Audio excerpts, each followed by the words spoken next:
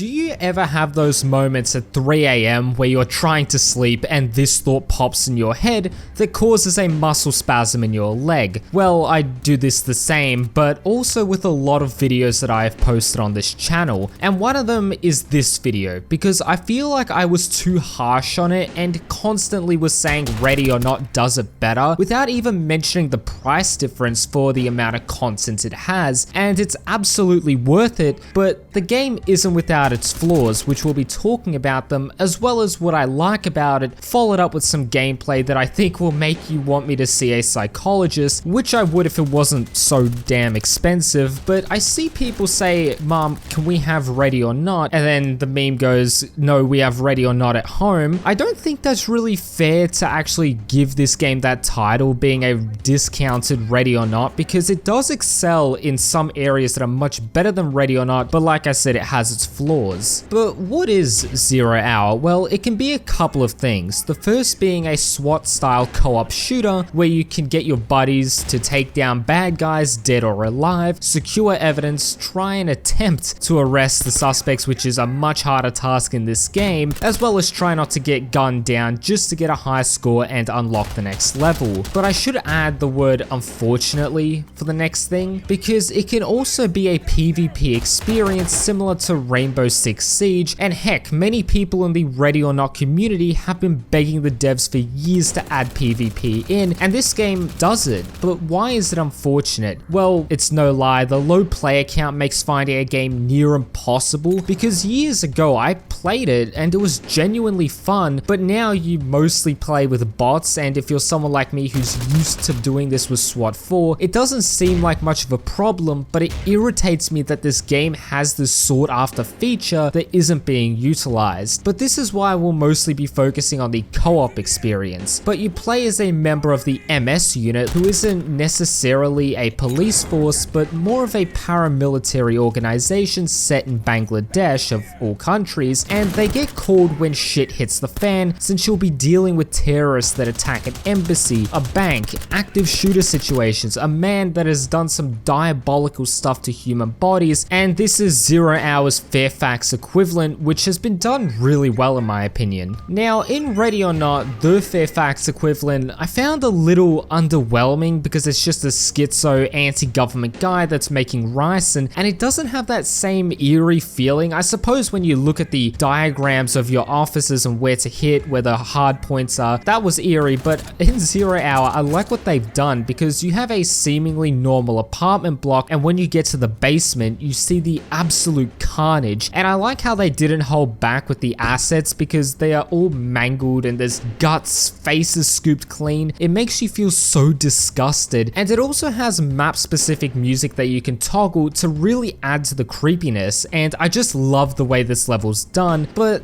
unfortunately, similar to Ready or Not, the map design is what I don't really like, because a lot of the maps are just unnecessarily large. In terms of PvP, I imagine this would be good, but for a co-op experience, it can be a bit of a slog going through a whole apartment block looking for a specific red folder just so you can earn the extra points. I feel like a lot of us can agree that in a game like Ready or Not, the house with the Viettes making 3D printed guns was great. It had awesome storytelling because it sort of gives you this nuance and, like, you know, sure, they're doing something illegal, but they had to do it to provide for their sick grandmother, and it really did get you thinking, and just the map design as a whole in that level was really good. It was small, compact, and had plenty of things to shoot at, but this level in Zero Hour, the map has a roof and a couple of extra floors that don't really add anything to the level other than giving you the ability to grapple onto it. But speaking of climbing on the roof in this game, it has some cool little gadgets and features that really allow you to plan ahead on how you want to deal with the target, such as sending in a drone to scout out the perimeter and the roof. You have an actual canine that you can use, which I can't think of many other games that actually have this feature, and it's great. I named my dog Rudy after the tank from the Polish TV series. I was gonna actually name it after the dog, but then I realized if I lost the dog, I wouldn't be able to call it back because, I mean, just look at the name. Now, the dog can die, and you gotta have restraint. That's a big part of 0 Hour, Ready or Not. You have to have restraint, even though you see the most messed up stuff. But when it comes to my dog, that's where I'll go John Wick.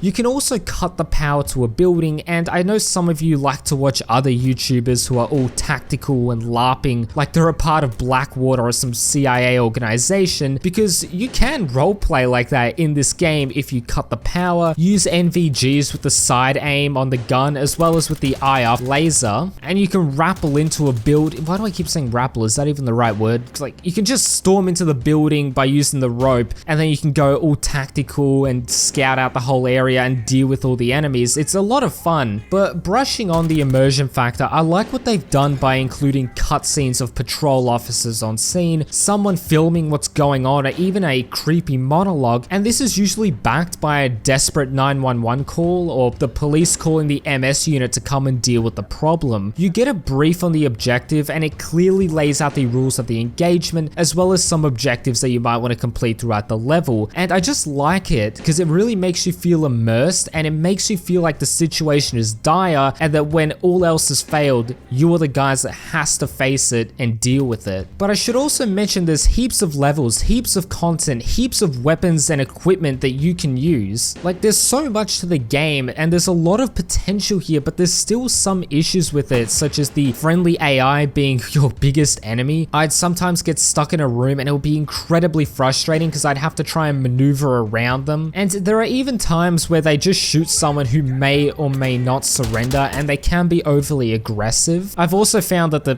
taser doesn't really work too well. You can't taser civilians, which is, it's messed up, but I do like to do that in Ready or Not, as sick as it sounds, but you can't do it in this game, and even trying to taser a suspect can be a bit of a hit or miss. And also the AI, when it comes to the enemies, they can all just stack up on the stairway, making it really easy to kill them, and the positioning can be really frustrating at times, but I will give it credit because they can actually hide under tables. I got ambushed once by a guy hiding under a pool table. And the thing is, Ready or Not teased this feature, but I feel like it isn't actually used as much to the point where you notice it compared to 0 Hour. Now, elaborating on the flaws, one thing that people might not like is how the movement feels. It does feel a little stiff and janky, and I understand if this is intentional because they wanted to add more weights and basically make it harder for you to maneuver around, especially if you're wearing all this body armor and gear, but you can feel a little lanky at times, and some people might not enjoy this. And another criticism that I hear is the weapon sounds not being very good, and I do agree to an extent because some of them do sound a little damp. Now, some might say, well, you've got earmuffs on, that's why it's not as loud, especially if you play a game like Tarkov. You can definitely hear the difference if you have the earmuffs in or not. But I never thought I'd say this, the SKS is probably my favorite weapon because it has a lot of kick to it and it sounds incredible. But people do need to understand that the reason why this game doesn't have a lot of marketing is because it's still in early access, and for the price point as well as how many years it's been in early access, I do commend the devs for still being dedicated to this project and releasing pretty large updates here and there. I do believe if they do fix up these issues, I reckon this will be a pretty decent game when it does go into its full release. But you just gotta understand, you get what you pay for. If you pay $70 for Ready or Not, you do expect the game to be polished since it isn't in early access anymore, and to have $70 worth of content. And whether you think it does, well, in terms of content maybe, but in terms of actual polish, then I do believe Ready or Not does let down there. But this game is like $16, $17. You expect it to be crappy, but I do believe that it does deliver more than a crappy experience for what you get at that price point. I need to also mention one more thing, and this is probably a deal breaker for some of you, but the game does use a thing called Denuvo anti-cheat. Now, some people might hold the opinion that if you don't have content on your computer that's reminiscent of the streamer level in Ready or Not, or if you just don't cheat, then you don't have anything to worry about. But I do believe that people are actually right to be concerned with this anti-cheat and the fact that it does have a fair bit of access to your computer. It's also known to cause FPS issues in this game. Now, I do have a pretty decent computer and the game runs fine on ultra wide max settings, but this game is more tailored towards people that are on lower end computers in the sense from its price point, because me, you know, if I had to pick between the two games, I have no issue with spending the extra money on Ready or Not, whereas people from lesser, richer countries, I believe is the term I should use, and where the conversion rate with the currency might make Ready or Not really expensive and it'll make 0 Hour a more viable option, but I have heard people say that I do have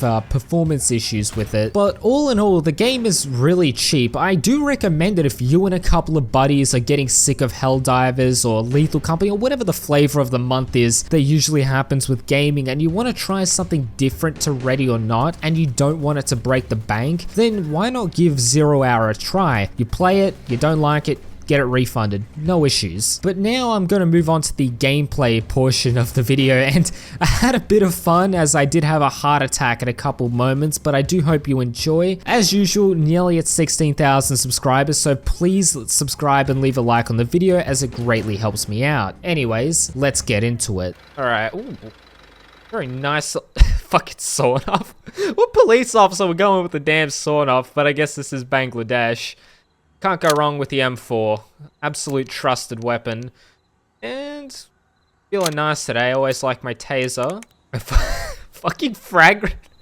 I just love it. Like, this is so different to America where it's like, yeah, you're gonna get shot, but do American police have frag grenades? I don't think they do. Gotta try and pie properly. If I'm using that term correctly. Oh, they got security cameras? You can hear the civilian. That is sick. You can hear the civilians. Oh shit. Alright, one guy down. Gotta be careful of the windows here. Do we have to bag the evidence? Pick it up. Okay, yeah, this is Bangladesh. They don't really care. You know, if you die, you die. You don't need to report it. No ambulance required. Oh shit, that suppression's intense. What's he shooting at? I'm just blind fire. Fucking hell. Just quickly, get over here, get over here. Come on, come on, come on. Shit. Hope they're not hitting civilians. Actually, let's get the drone out.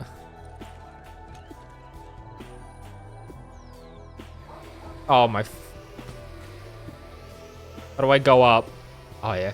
Okay, this is freaking sick. I could check the roof. Alright, we got two guys on the roof.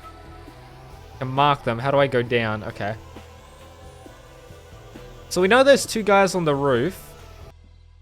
Alright, kill the flashlight. Police! Get down! Drop it! At least we secure the roof. We didn't, I did.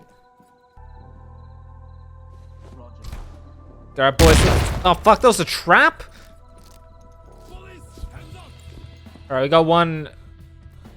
I don't know what they're yelling at. Fuck's sake, are they throwing grenades at us? Save your life, man! Jesus Christ!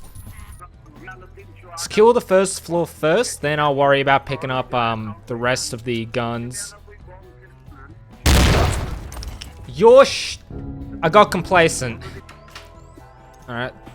Bust down the door. If you can, like, scooch over a little bit and not be a Fallout 4 NPC, that'll be great. Drop it, drop it, drop it, drop it!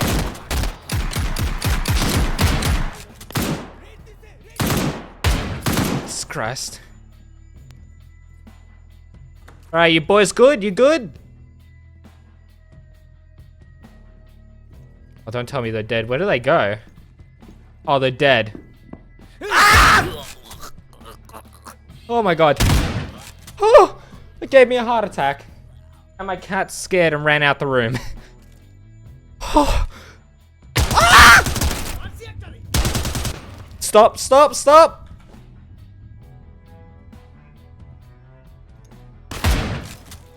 Oh, blew him in the head. Police! Hands down! Buddy, you okay? Police! Hands up! I'm just gonna... It's a gameplay fault, not my problem. Police! Jesus Christ. Hands up! Thankfully, I didn't get laser beamed. Ooh, that was brutal. I have grenades. Kobe! That was a poor throw. Police! Don't. Get down on your knees! I hope the civilian wasn't in here. Police! Hands up! Oh my goodness. Anyways, I'm going to end today's video there. If you did enjoy it, please do consider leaving a like, subscribing, and sharing the video with your friends. And also click on the top video that is on screen because I know you'll enjoy it. Anyways, my name is Tan2 and I will catch you guys in the next video. Peace.